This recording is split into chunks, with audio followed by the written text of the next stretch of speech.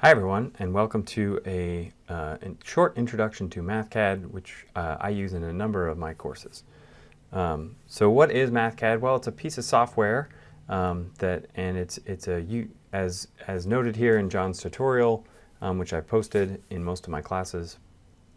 It's a user-friendly scratchpad for calculations that are too complex for a calculator, but not complex enough to justify a custom program. So it fits in that sweet spot, which we do a lot, particularly in civil engineering, where we're not talking about something that might be a full-blown structural analysis program or AutoCAD Civil 3D or something like that.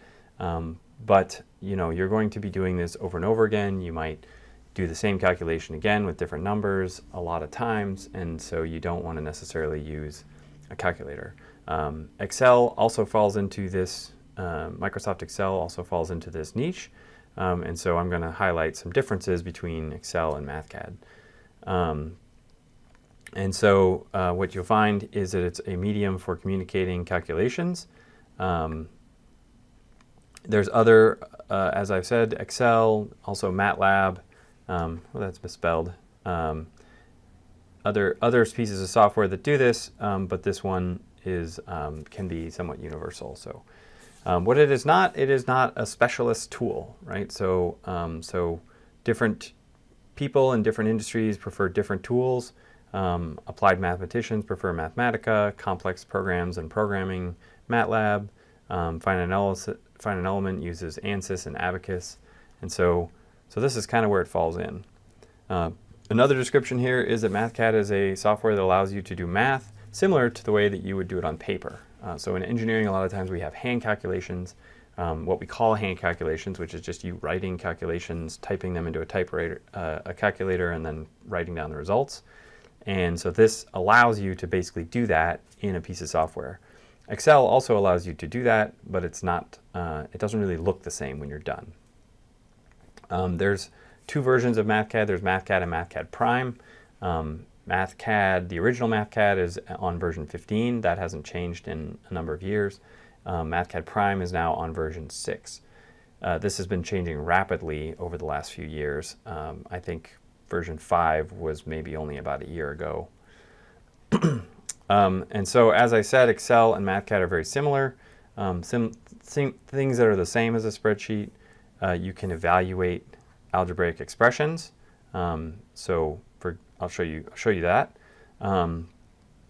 You can display answers. You can numerically solve. So in Excel, that would be like goal seek, and you can do lots of plotting.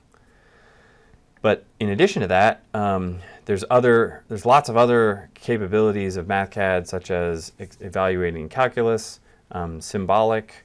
You can also do, and the big one that I like to use a lot is evaluating quantities with units. So a couple of things to know about the versioning and the versions of Mathcad. So as I said, the current version is Mathcad Prime 6.0. It's actually kind of funny. It's 6.000 or something like that. So if you have a file from Mathcad Prime 5 or 4 or 3.1, then you can open it in 6. But if you then save it in 6, you will not be able to open it again in 4 or 5 or 3.1. So you need to be careful about which versions you have on which machines. And at the university, this can be particularly important if you happen to have an older version at home, or if the university doesn't upgrade as fast as you might at home. So be careful about what version you're running. Now you can open it in the newer version and not save it, and it will be fine, right? So if you have a file in 5, you open it in 6, you don't do anything, you just look at it, or you can do things in it, but don't save it, then you go back to 5 on another machine, you'll be fine.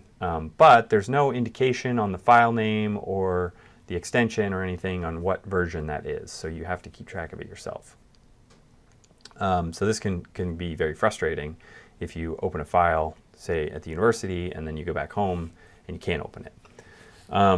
Also, if you're converting from Mathcad to Mathcad Prime, there's a converter, but once you've converted, you can't go back, right? So be careful of that. That's becoming less and less of an issue as more and more people move to Prime. Prime is essentially a a nicer looking version of Mathcad, right? So the original version of Mathcad was designed and produced by a physicist. It was basically this enormous whiteboard. It didn't have good plotting, or it didn't have good graphics. It didn't have good plotting. It didn't print well, but it was a super useful tool. Mathcad Prime is much more designed for production quality things, such as a Word document, etc. It essentially takes the form of, you'll notice it looks a lot like Word, Microsoft Word, in terms of headers and page numbering, etc.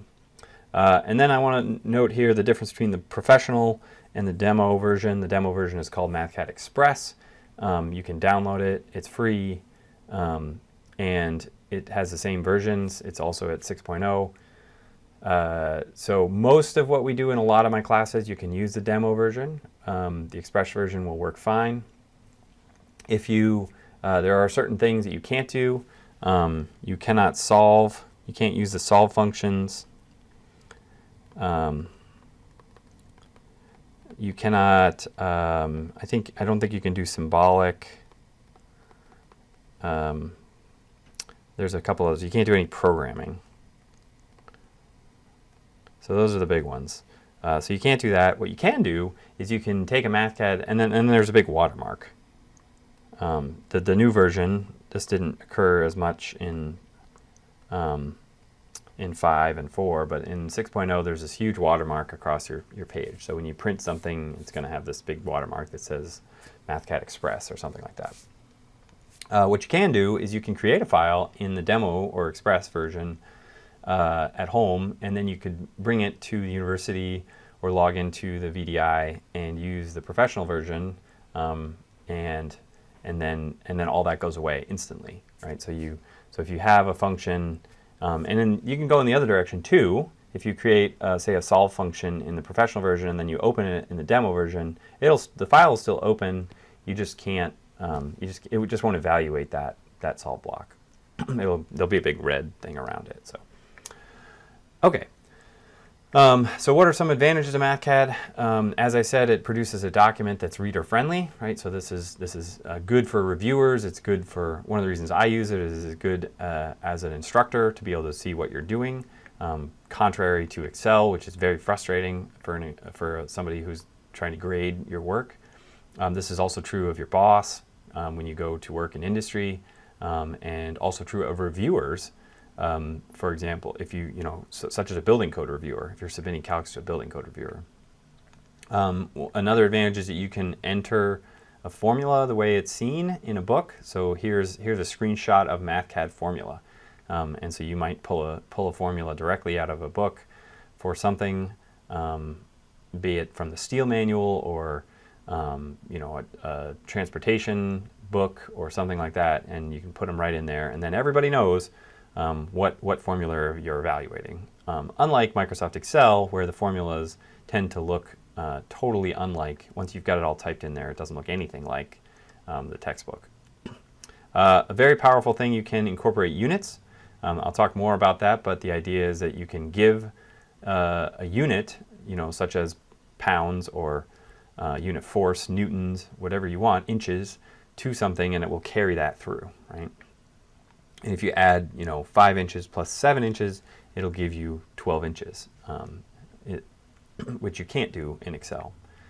One of the most powerful things is when you change the value of a variable, it causes all of your calculations to update, right? So if you have this 2-page, which again, this is the great advantage over hand calculations, right? If you have this 2-page hand calc, and then you find that you want to change one of the numbers at the top, then you have to recalculate all the numbers, right? In Mathcad Prime, you change the number at the top, everything fixes itself for you, right? So this is particularly useful in design, steel design, concrete design, any kind of design, because oftentimes you're iterating, and you want to be able to change your design and then not have to redo everything. Like a word processor, it's easy to add notes, text, images, plots, all kinds of things. It's super easy to do that. And then it can evaluate symbolics. Again, this is an advantage over Excel. I'm not going to get into that here. And then some disadvantages. It's not very good at repetitious calculations. So because it does everything once and it shows you it, if you want to do it again, then you need twice as much room to do that. If you want to do it again, etc. So if you are going to do something a lot of times, then Excel is often a better option. Unless you want to do it and change it and do it and change it, right? If you want to keep all of them, if you want to do something 20 times and print out the results to all of them, then this is not good. Variable definitions can be lost. So sometimes you type in an equation and your reviewer has to go, well, you put in the variable such as x, and where's x? I don't know what x is. So you have to scroll up and find where x was defined, and it can be really frustrating. And then finally, the variable definitions can be incorrect. So if you repeat something and you forget to redefine one of your variables, it's going to think that it's the same as it was above. And so if you have, if you do a calculation twice, or if you do a problem and it's A and B, and then you forget to redefine something in B, it's going to pull that variable. If you said x is equal to 5, and then you go to the second part of the problem and it turns out that x changed to 10, well, it's going to still think that it's 5. So you can get mistakes if you're not careful. All right, some basic concepts of Mathcad. So it's top-down, right? So by default, it basically starts at the top and it works its way down. And actually, if you want to be technical, it actually also moves left to right. So you need to be really careful about that, because you have to define something above if you want to use it, right? So x has to equal something at the top, and then it's going to go down. If it doesn't find x above it, if you defined x below that equation, then it's not going to work, right? So again, if you use a variable and you intend it to be a new variable, then it remembers its earlier value, right? So same thing I said before, you have to make sure that you're redefining things. And then some things about errors. If it finds an error, then it's going to turn it red. I'll show you an example of that, and it'll sort of stop going. So that's kind of what happens. And then your units, as I said before, will be included in your calculation. So if you multiply something that's kips times something that's feet, then you're going to end up with something that's kip feet, right? And so sometimes that's a little annoying, and so you have to be careful. All right, so how does this work? You have two different types of text boxes. You have a text box and a math box. I'll show you that. And typically, Mathcad will start with a math box, right? So unless you tell it to do a text box, it's going to assume you mean a math box. So this can be annoying if you're trying to type something. So you just need to kind of get used to that. And you'll notice that the difference between the two boxes is that they're a different font, right? So you can, once you kind of get used to Mathcad, then you'll see it pretty quickly. Some things about variables. So variables are unique by name and they are case sensitive, right? So capital and lowercase letters mean different variables. So you can't, if you're using little x and big X, then you're going to end up with two different variables. You can basically use anything for a variable name, right? So you can type whole words, you can use underscores, you can use subscripts. So it's really flexible in that way. Variables must be defined, so you can't go typing stuff. You'll get these little red boxes of errors if you try to evaluate something and you haven't defined it. If you redefine it, it's going to get overwritten, so it doesn't sort of keep track of what the values were. So if you define x as 2 and then later you define x as 4, the idea that x is 2 is lost. But again, it's top down, right? So if you define x as 2, you do stuff with x, it'll give you answers. You define x as 4, you do more stuff, it'll give you different answers. The stuff above stays x equals 2, right? Top down. And then one little note here, Mathcad is annoyed if you redefine a built-in variable. So I'll show you that. There's a handful of built-in variables. Some of them are like the acceleration of gravity and things like that. And you can redefine them, but it sort of is annoyed.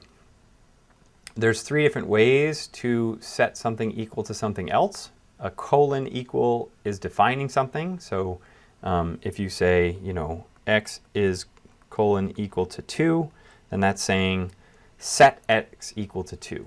And then later on, if you use it, it will use 2. Just a regular equals is basically going to is basically asking what is x,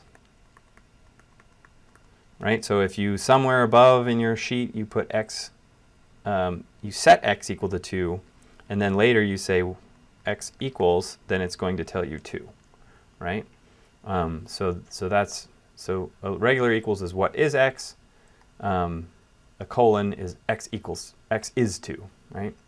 And then the last one, this is actually a bold equals. It's a little hard to see, but that is when you're setting variables, and actually really it's setting expressions, variables or expressions equal to each other.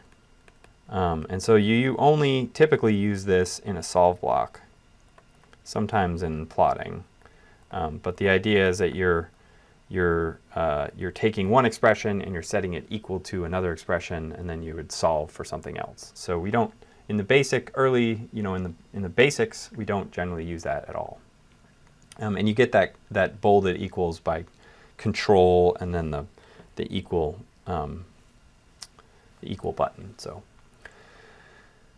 all right, so once you're evaluating stuff, so basically doing math, again, you use the basic equal sign to evaluate stuff.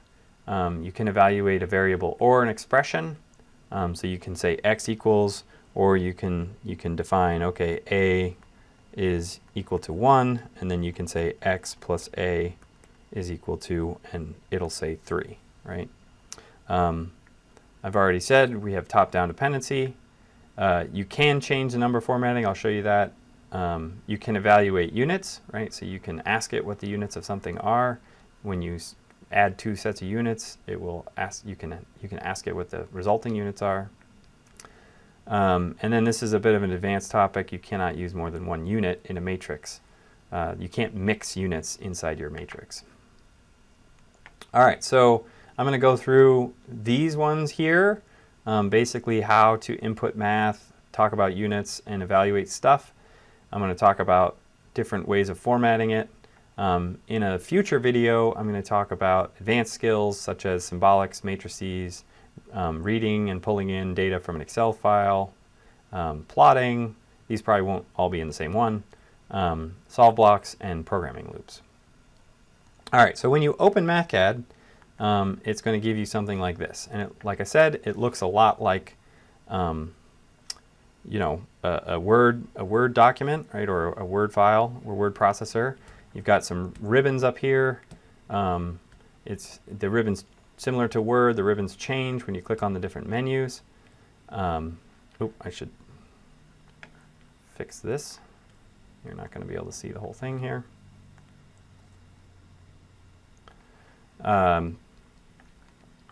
And so the first one that we're going to start with here is math. And I'm going to take a look at my list. So variables, right? So as I said, you can say a colon, let's do a lowercase a colon 2. And you'll notice as soon as I start typing, this is a math text box.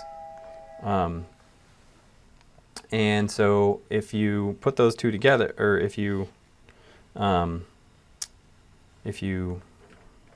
multiply, now if I say a plus b and I just put equals, so I'm basically asking it what is a and b, it's going to tell me that b is not defined. So if I go down here and I say b is 3, that's not going to help me, right? Because b has to be defined above that. So I drag it up here, and now it gives me something that I want, right?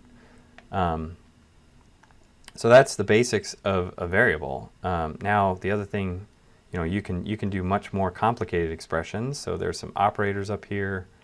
I could take the square root of that. There's other operators you can do. There's more advanced ones such as calculus, and there's some engineering ones such as degrees.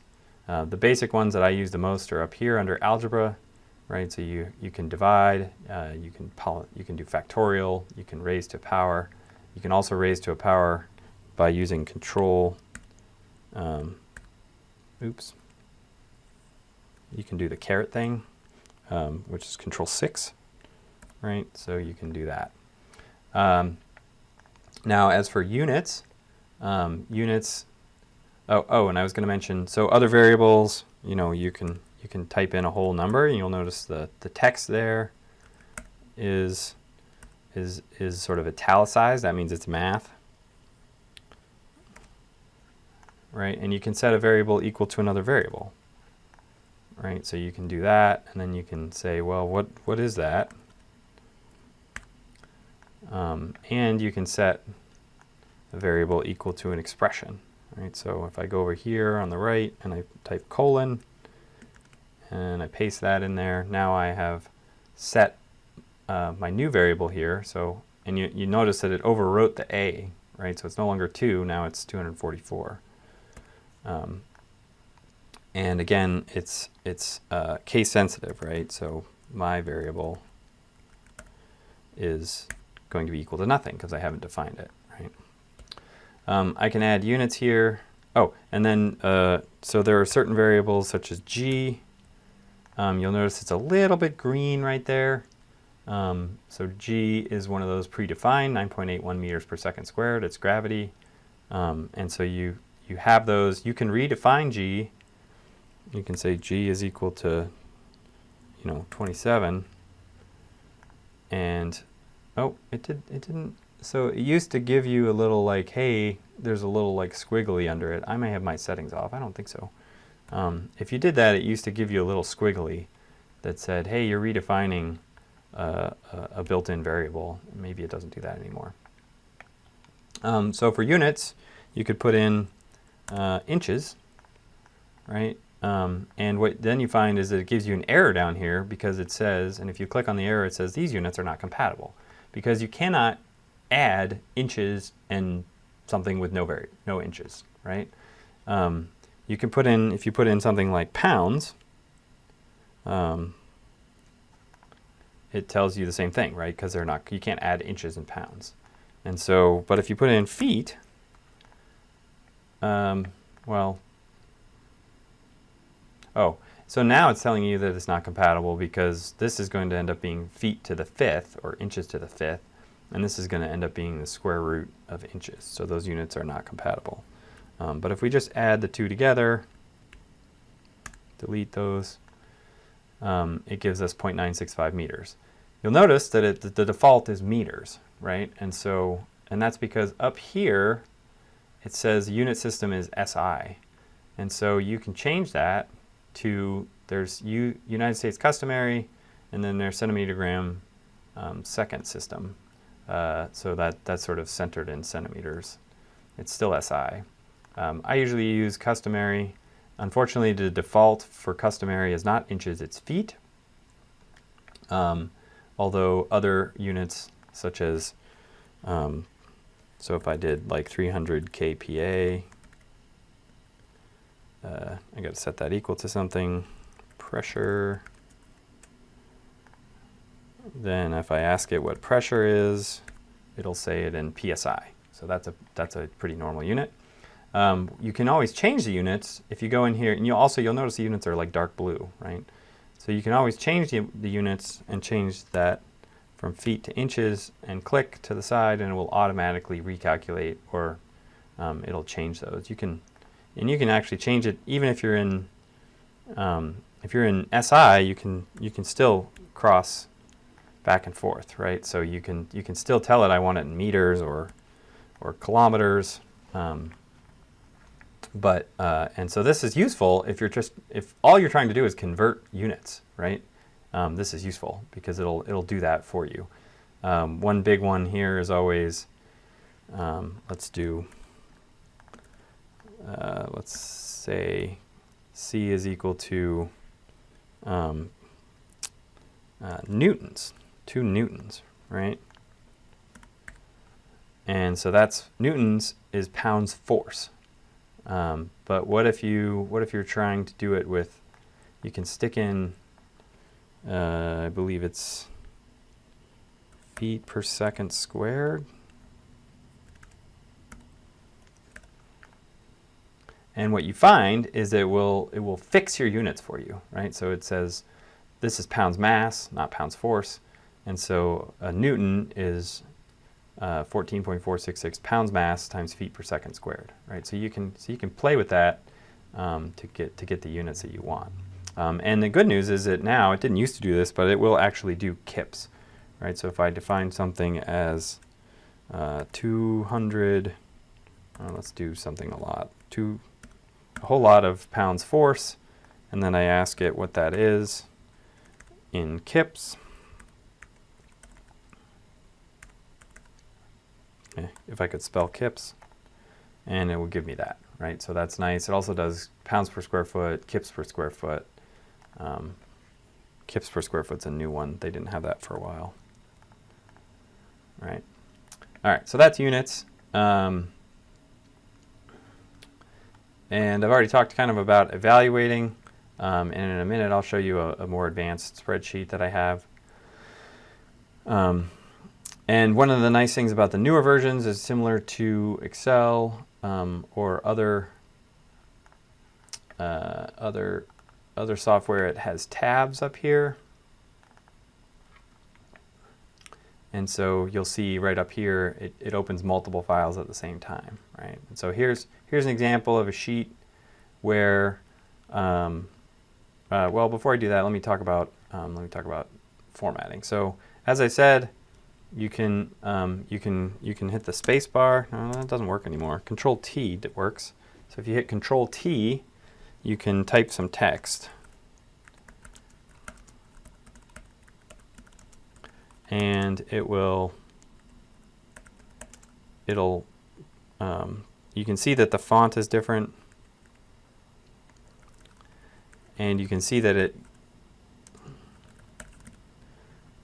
auto scrolls or auto wraps here. You can change the size of the box. You can move it around. In fact, you can move any of this stuff around. Right? You got to be a little careful with moving your definitions around, right? Because then if you move something above something else, it changes, right? If you move it, oh, C, so C is the speed of light, right? So you'll see it's a little bit green there. So you don't want to accidentally use the speed of light. You'll also notice that when I changed C to the speed of light here, I had typed in previously feet per second squared, and so it corrected that unit to be second feet per second squared because the units of speed of light is feet per second, right? So I have to go in and get rid of the second squared, and then it's happy. So these are our text. You can format them. You can do Control B to give you bold. So there's up here in the menu, there's math formatting and text formatting, and they're different. So if you select a piece of text under text formatting, you can change the font. You can change the font size. You can put bold, italics, underline. You can change the color of the font, which is pretty cool. So it gives you a lot of ability to you can fill it in. It gives you a lot of ability to customize your document quickly. You can also do bullets and other things like that. If you select math, then the text formatting stuff all grays out, and you can go to the math formatting here, and you can do things like change the style. So here it's under general, which is sort of a mix of scientific and decimal depending on where you are. You can change that to decimal, and then you can change the number of decimal places for that. You can also, so I put this up to 10, but this isn't actually 10, and that's partly because it's 0 after that. So you got to click this little show trailing zeros thing, and then it'll add your zeros, right? So if I did the same thing on my 38 inches here, if I want my zeros to show up, then I would do that. So that's super powerful. You can also make stuff scientific. You can force it to be scientific even if it's small, like that, and you can add decimals to that, like that. So it's pretty powerful. You can also change the color and highlight stuff in text. There's also this thing called hidden areas. So if you go here to document, there's this thing over here on the left called area. If you click on that, it gives you this area. You can it has a hard time moving stuff into an area, but you can copy it in there. So if I could do Control C and Control V, now I have something in there. The advantage to hidden areas is that now I have this in this area. Below here I can ask, well, hold on, let's make that a definition. Right, so now down here I can, now what I don't understand, okay, so I still have D up here, right, so now it doesn't know what D is. So I can say that, and then if I want to, I can hide that, right? So there's this little thing on the left, I can hide that. So if you have a bunch of definitions, this is sometimes useful because if you type in an equation, like F is equal to M times A, and this is a bad example because I've defined A, right? Then you don't, maybe you just want to show this in your text. Then A, you don't want this red circle around it, right? And so one thing you can trick it by saying, okay, let's just make A equal to 1, and then that goes away, and you can show that. The new versions of this is actually better though, because you can actually put that into a text box. The new versions, I won't show it to you, but you can put things like superscripts and subscripts and equations into a text box, which you didn't used to be able to do that. So, but those hidden areas are nice. If you're doing lookups or there's some other more advanced Excel lookups, advanced things that you want to hide, you can do that. And then finally, the document itself. You'll notice here on the document tab that you have a page view and a draft view. If you look at the draft view, it sort of shows you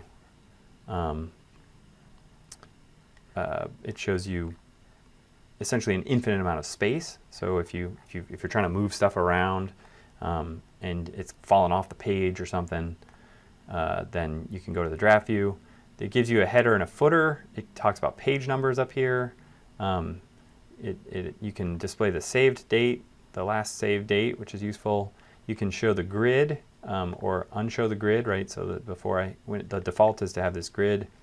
If you do show the grid, you can make it finer, like that, which actually moves all the stuff, which is kind of interesting because it's tied to the grid. So you want to do all that at the beginning. You can actually change your size if you want to do legal or something bigger. You can change your margins. So it's just like a Word document.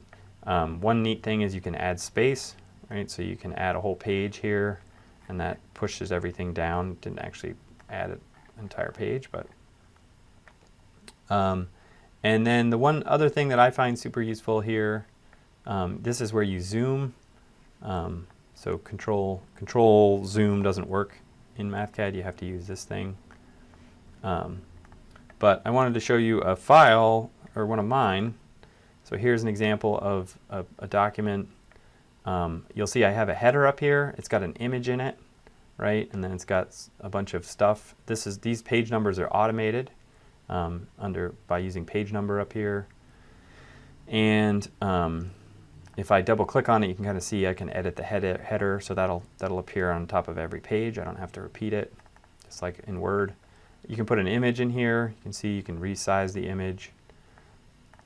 And then here I define a bunch of properties. This is a steel problem, so I define a bunch of properties. I have some text. You can see I do math with some of these. So I've defined T sub D and T sub L up here, and I do math with them. Here's a max. You can do max min. And then I'm just basically doing more math, right? These are just equations and math. And so if I were to go up here and change something, like maybe I want to change my strength of steel to 50 and 65, then all these numbers update, right? They all change. And this one actually got wider, and so it moved itself over a piece of text that I have here. And so usually I'll go in and I'll lower my precision here, something like that. So super useful. That's the basics. That's really all you need to know to get started. And in future videos, as I said, I will talk about some of the more advanced topics, such as matrices and plotting and solving.